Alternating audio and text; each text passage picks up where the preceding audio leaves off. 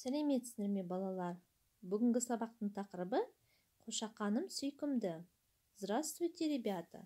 Тема сегодняшнего урока – любимый ягненок. Жаңа сөздер, новые слова. Қошақан, ягненок.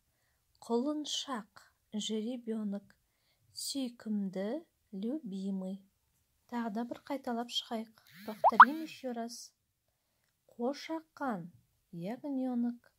Құлыншақ, жеребенок. Сүйкімді, любимый. Тыңда, қайтала оқы. Слушай, повторяй, читай. Менің атам мен апам ауылда тұрады. Мой дедушка с бабушкой живут в деревне. Ауылда менің қошақаным, құлыншағым бар. В деревне есть у меня ягненок, жеребенок. Құлыншағымның аты Тайбұрыл. Жеребенка зовут Тайбұрыл. Менің қошақаным, құлыншағым сүйкімді. Жеребенок и ягненочек мои любимые.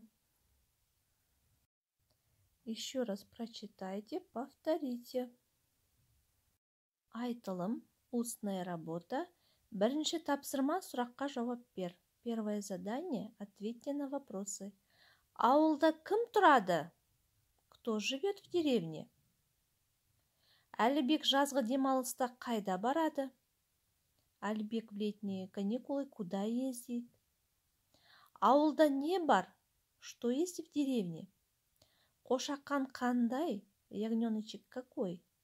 Құлыншақ қандай? Жеребеночек какой? Ответьте на вопросы устно. Жазылым, письменная работа. Екінші тапсырма. Көп нүктенің орнына қажетті әріптерді жаз. Записываем в тетрадку. Второе задание.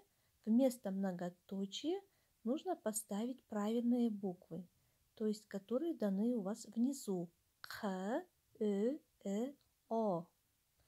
В первом слове, бірінші сөзде, мысалы, қошақан. Ары қарай солай жалғастырасыңдар. Дальше вы сами продолжаете. Жазылым, письменная работа. Также продолжаем в тетрадке. Үшінші тапсырма. Суреттердің орнына қажетті сөздерді қойып жаз. Вместо картинки нужно поставить нам нужные слова. Например, на первом рисунке менің, что мы видим? Ягненка, да? Менің қошақаным бар. Менің қошақаным сүйкімді. Два предложения можно составить.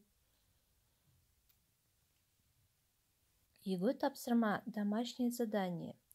Жаңа сөздерді жаттау. Выучить новые слова. Қошақан, ягненок. Құлыншақ, жеребенок.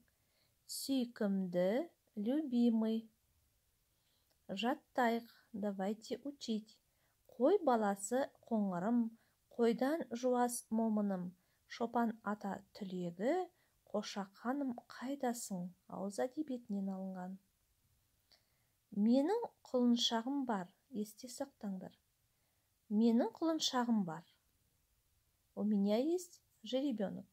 Сенің қошақаның бар. У тебя есть ягненок. Құлыншағым сүйкімді. Жеребенок любимый. Үйде осы өлеңді жаттап келесіңдер, және жаңа сөздерді жаттап келесіңдер. Значит, дома выучить новые слова и стихотворение. Осымен сабақ аяқталды. Сау болыңдар.